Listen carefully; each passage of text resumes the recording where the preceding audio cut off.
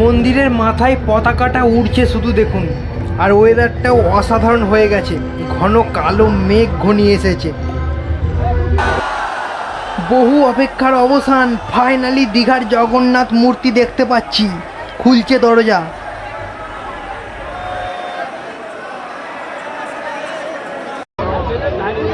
সামনে ওই দেখুন দেব আর প্রসেনজিৎ চট্টোপাধ্যায়। ওই যে মাথায় গামছা বাঁধা হলুদ পাঞ্জাবি, ওটাই দেব, আর ওদিকে প্রসেনজিৎ চট্টোপাধ্যায় রয়েছে।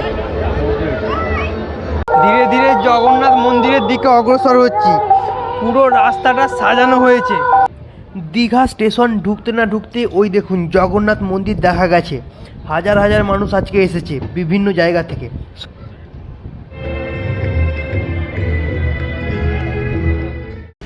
হাই এভরিওয়ান, সকলকে সুপ্রভাত জানাচ্ছি আজকে হাওড়া স্টেশন থেকে। আজ 30শে এপ্রিল, 16ই বৈশাখ, অক্ষয় তৃতীয়া।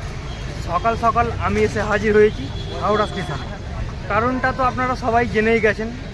আজ অক্ষয় তৃতীয়ার শুভ লগ্নে আমাদের সকলের প্রিয় ডেস্টিনেশন দীঘার জগন্নাথ মন্দির উদ্বোধন হতে চলেছে। সেই উপলক্ষে আজকে হতে চলেছে উদ্বোধনী অনুষ্ঠান। মাননীয় মুখ্যমন্ত্রী সেই উদ্বোধনী অনুষ্ঠানে উপস্থিত থাকবেন। সেই উদ্বোধনী অনুষ্ঠানে আমিও অংশগ্রহণ করার জন্য আজ সকাল সকাল বেরিয়ে পড়েছি দীঘার উদ্দেশ্যে। সকাল 6:45 তাম্রলিপ্ত এক্সপ্রেসে করেই আজকে আমি দীঘা যাচ্ছি। আপনাদের একটা কথা জানিয়ে রাখি, হাওড়া থেকে দীঘা পর্যন্ত যে স্পেশাল ইএমইউ ট্রেনটা চালানোর কথা ছিল সেটা প্রথম দিন চালানোর পর থেকেই ক্যান্সেল করা হয়েছে। তাই ভাবলাম সকাল সকাল তাম্রলিপ্ত এক্সপ্রেসে করেই দীঘা চলে যাওয়াটা বুদ্ধিমানের কাজ হবে। যদিও তাম্রলিপ্ত এক্সপ্রেসও বেশ কিছুদিন রিশিডিউল থাকছিল, 2-3 ঘন্টা দেরিতেও ট্রেন ছাড়ছিল হাওড়া থেকে। তবে আজ ট্রেন রাইট টাইমেই ছাড়বে। স্বয়ং জগন্নাথ দেবেরও হয়তো এটাই ইচ্ছে যে আমি কোনো রকম বাধা বিপত্তি ছাড়াই খুব তাড়াতাড়ি দীঘা পৌঁছে যেতে পারি। ট্রেন ছাড়তে কিছুক্ষণ সময় এখনও বেঁচে আছে। ধীরে ধীরে স্টেশনের ভিতরে যাব, কিন্তু তার আগে সকালবেলা এক কাপ চা খেয়ে নিতে হবে। সকাল সকাল মেজাজটা ধরে রাখা অত্যন্ত গুরুত্বপূর্ণ। হাওড়া স্টেশনের বাইরে থেকে সকালবেলা এক কাপ চা নিয়ে নিয়েছি, তবে এটা লাল চা, দুধ চা নয়। দীঘায় এত বড় একটা ইভেন্ট, তারপর কালকে 1 মে ছুটিও আছে। ট্রেনে ভীষণ ভিড় হতে চলেছে, আর ওখানে গিয়ে তো হবেই। এই ট্রেনে আমি একটা সেকেন্ড সিটিংয়ে সিট বুক করে রেখেছি, তবে আমার মনে হয় না এই ট্রেনে রিজার্ভেশন আর জেনারেলের মধ্যে বিশেষ পার্থক্য থাকে। এর আগে আমি একবার এই ট্রেনে ট্রাভেল করেছিলাম, যদিও সেটা এসিতে ট্রাভেল করেছিলাম। যদি আপনারা হাওড়া থেকে দীঘা পর্যন্ত ডিটেলস ভিডিও দেখতে চান তাহলে ওই ভিডিওটা দেখতে পারেন, কারণ এই ভিডিওটা বেশি ডিটেলসে যাব না, কারণ ওদিকে অনেক কিছু দেখানোর আছে। হাওড়া স্টেশনের 18 নম্বর প্ল্যাটফর্মে তাম্রলিপ্ত এক্সপ্রেস প্লেস করেছে। আজকে আমার সিট D318। আমার কালকেই দীঘা চলে যাওয়ার উচিত ছিল, কিন্তু একটা বিশেষ কাজ করে যাওয়ায় আমি যেতে পারিনি, তাই আজকে সকালবেলা যাচ্ছি। আর কালকেই বাংলার অনেক ব্লগাররা দীঘা পৌঁছে গেছে, গিয়ে দেখা হবে। এই যে এটা আজকে আমার কোচ D3।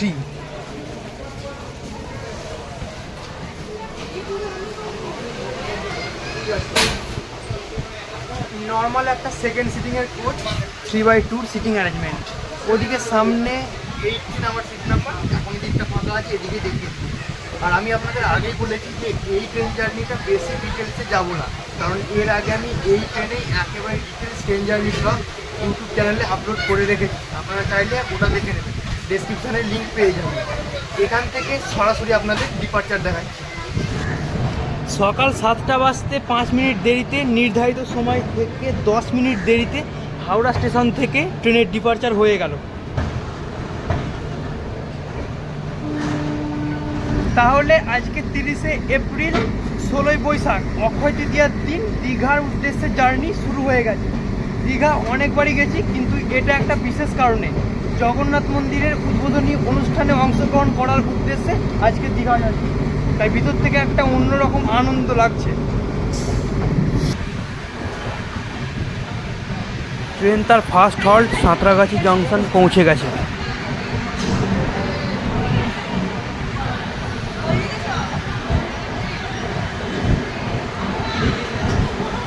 সকাল 7:20 ট্রেন এসে পৌঁছালো সাঁতরাগাছি জংশনে।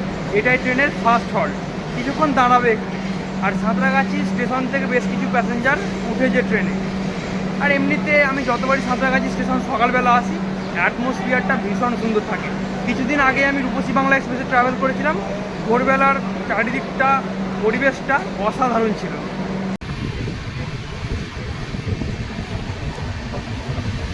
ট্রেন সাঁতরাগাছি স্টেশন থেকে বেরিয়ে যাচ্ছে, সামনে মন্দিরটা শুধু দেখুন, আর ওদিকে ওটা দাঁড়িয়ে আছে হাতিয়া হাওড়া ক্রিয়া যোগা এক্সপ্রেস।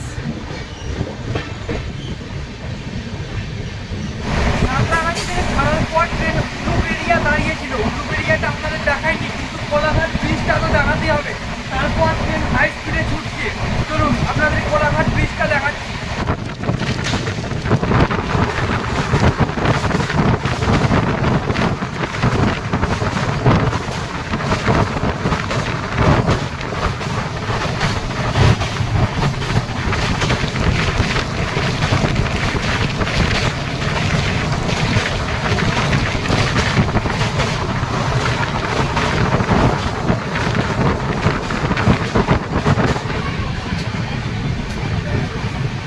ট্রেন এসে পৌঁছালো মেচেদা।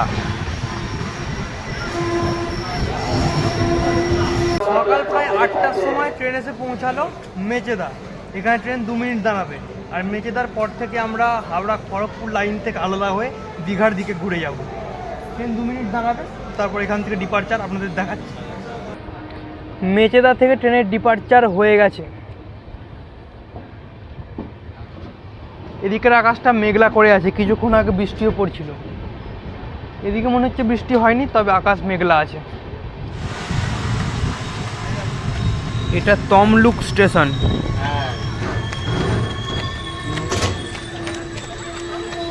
সকাল 9:45টার সময় ট্রেন এসে পৌঁছালো তমলুক স্টেশন। তমলুকের আগের নাম ছিল তাম্রলিপ্ত, সেই থেকেই ট্রেনের নাম পড়েছে তাম্রলিপ্ত এক্সপ্রেস। আর তাম্রলিপ্ত বন্দর প্রাচীন ভারতে একটা ভীষণ গুরুত্বপূর্ণ বন্দর ছিল। ভারতের রেশম, বিভিন্ন রকম মশলা, তামা, এসব বিভিন্ন পণ্য তাম্রলিপ্ত বন্দর থেকে বিশ্বের বিভিন্ন প্রান্তে রপ্তানি করা হতো। তবে যদিও বর্তমানে সেই ঐতিহাসিক বন্দরের সেরকম কোনো অস্তিত্ব আর নেই, তবে এখানকার বর্গভীমা মন্দির, তমলুক রাজবাড়ি এসব দেখতে বহু মানুষ এসে থাকে। আর এদিকটা ওয়েদারটা বেশ পরিষ্কার, মাঝখানে বৃষ্টি হচ্ছিল। ট্রেনের ডিপারচারও হয়ে গেছে এখান থেকে। 2 মিনিটই হল্ট ছিল এখানে।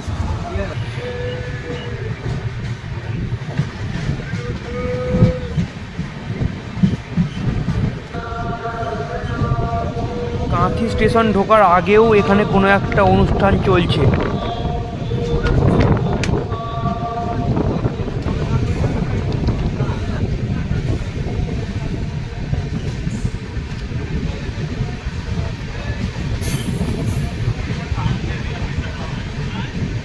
অলরাইট, সকাল 9:10টার সময় ট্রেন এসে পৌঁছালো কাঁথি।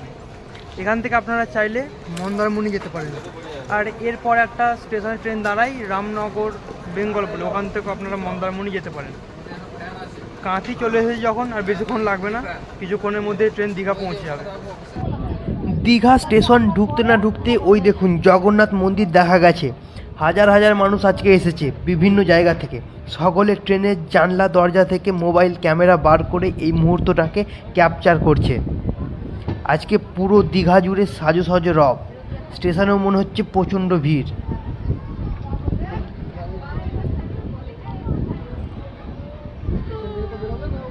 স্টেশন থেকে এই মন্দিরটা অনেক দিন থেকে দেখা যেত, তবে আজকে গিয়ে সেই মন্দিরের উদ্বোধন হতে চলেছে। উদ্বোধনী অনুষ্ঠান ইতিমধ্যেই শুরু হয়ে গেছে। অলরাইট, সকাল প্রায় 10:30টার সময় ফাইনালি আমরা এসে পৌঁছালাম দীঘা।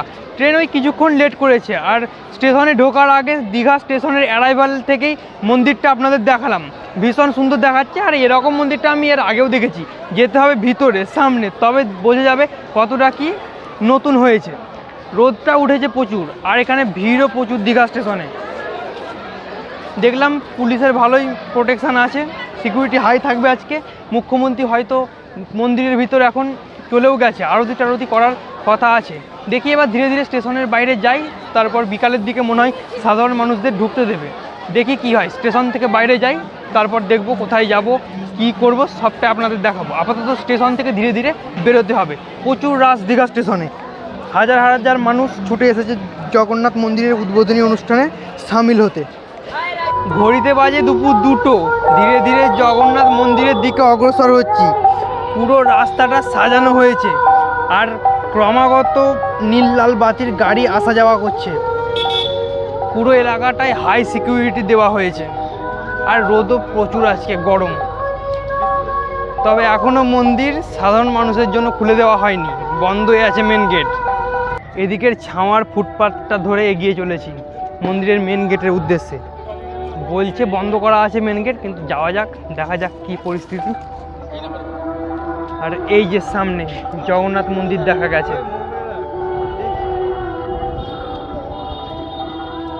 তবে আমি বাড়ি থেকে যতটা ভিড় হবে আশা করে এসেছিলাম ততটা ভিড় কিন্তু হয়নি।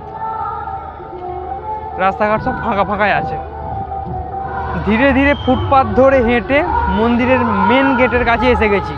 সামনে দেখুন বিশাল মেন গেট আর প্রচুর মানুষ ভিড় করেছে ওখানে। তবে কোনো সাধারণ মানুষকে এখন মন্দিরের ভিতরে প্রবেশ করতে দেওয়া হচ্ছে না। ভিতরে উপস্থিত বিশেষ অতিথিদের নিয়েই উদ্বোধনী অনুষ্ঠান চলছে।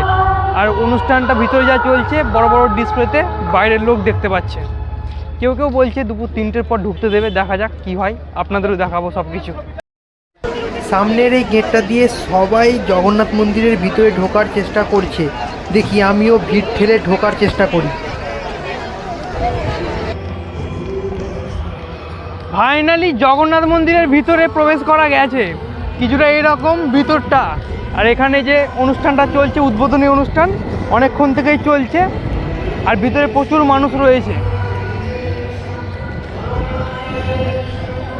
প্রচুর সেলিব্রিটি ভিতরে উপস্থিত আছে। সেই সকাল থেকে অনুষ্ঠান চলেই যাচ্ছে।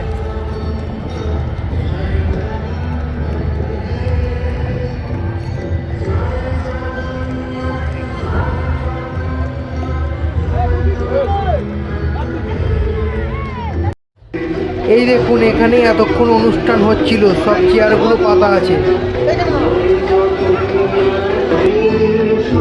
এই পথ ধরে ধীরে ধীরে মূল মন্দিরের দিকে অগ্রসর হচ্ছি।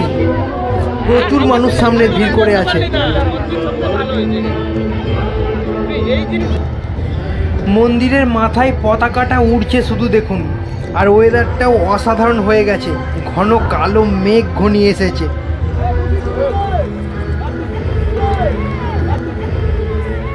ফাইনালি জগন্নাথ মন্দিরের ভিতরে প্রবেশ করছি। Wow, magnificent! ভিতরের কাজটা শুধু দেখুন।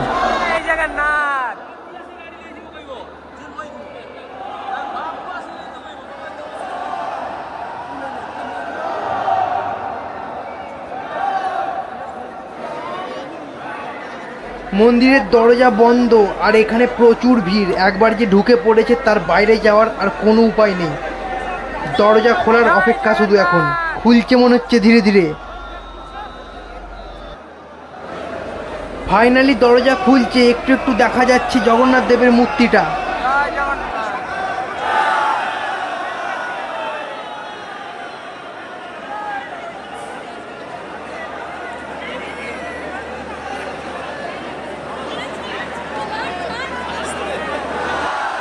বহু অপেক্ষার অবসান, ফাইনালি দীঘার জগন্নাথ মূর্তি দেখতে পাচ্ছি। খুলছে দরজা।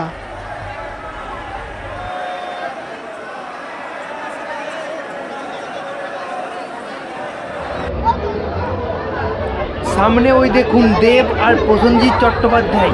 ওই যে মাথায় গামছা বাঁধা হলুদ পাঞ্জাবি, ওটাই দেব, আর ওদিকে প্রসেনজিৎ চট্টোপাধ্যায় রয়েছে।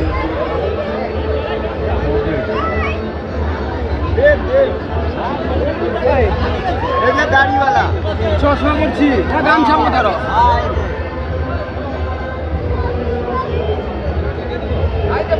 সেটা প্রসেনজিৎ সে ধরো।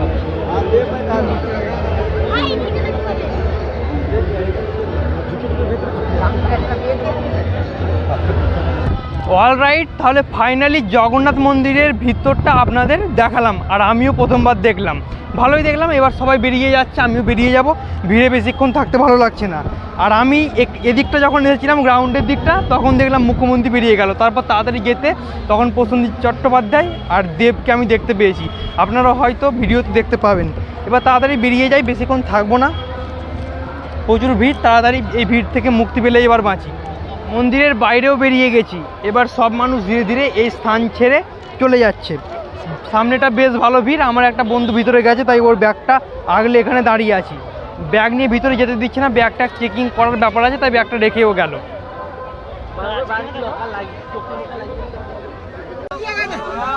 এখানে সবাই মদন বাবুর সাথে সেলফি তোলার জন্য হুটোপাটি করছে।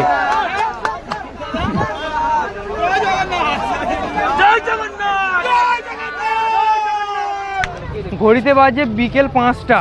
আমরা জগন্নাথ মন্দির থেকে এবার স্টেশনের দিকে ফিরছি। আর এই যে আছে বিপ্লব আর গৌতম কাকা। আসলে আজকে একটা গন্ডগোল হয়ে গেছিল, মানে একটা ফোন চুরি হয়ে গেছিলো আমাদের টিমের একজনের, সেই নিয়ে গন্ডগোলটা হলো। যাক, ফাইনালি ফোনটা পাওয়া গেছে, এটাই অনেক, তাই তো? একদম ফোনটা পাওয়া গেছে। ফোনটা চুরি হয়েছিল রাইজিং জার্নি। অলরাইট, তাহলে আমরা জগন্নাথ মন্দির দর্শন করে আবার স্টেশনে ফিরে এসেছি। এই যে সামনে দীঘা স্টেশন, ওইদিকে ওয়েটিং রুম আছে। আমি আবার ওয়েটিং রুমে গিয়ে একটু ফ্রেশ হবো, একটু হাত মুখ ধুতে হবে, না হলে মাথা ধরে আছে, একেবারে সারাদিন রোদে ঘুরেছি আমরা। আর এই ভিডিওটা তাহলে এখানেই শেষ করছি। আর দেখি তাহলে আমরা আজকে কান্ডারি এক্সপ্রেসে করে রাতে ফিরেও যেতে পারি, কারণ সব কাজ যখন মিটে গেল আর রাতে থেকে লাভ নেই। এই ভিডিওটা এখানেই শেষ করছি। ভিডিওটা আপনাদের কেমন লেগেছে অবশ্যই আমাকে জানাবেন। অবশ্যই একটা লাইক করে দেবেন ভালো লাগলে, আর অবশ্যই আমার ইউটিউব চ্যানেলটাকে সাবস্ক্রাইব করে নিন। আর আপনি যদি ফেসবুক থেকে ভিডিওটা দেখছেন তাহলে ফেসবুক পেজটাকে ফলো করে দিন, কারণ আমি আপনাদের জন্য নিয়ে আসতে চলেছি এরকমই অনেক নতুন নতুন জায়গা আর অনেক নতুন জার্নিস। ততক্ষণ ভালো থাকবেন, সুরক্ষিত থাকবেন।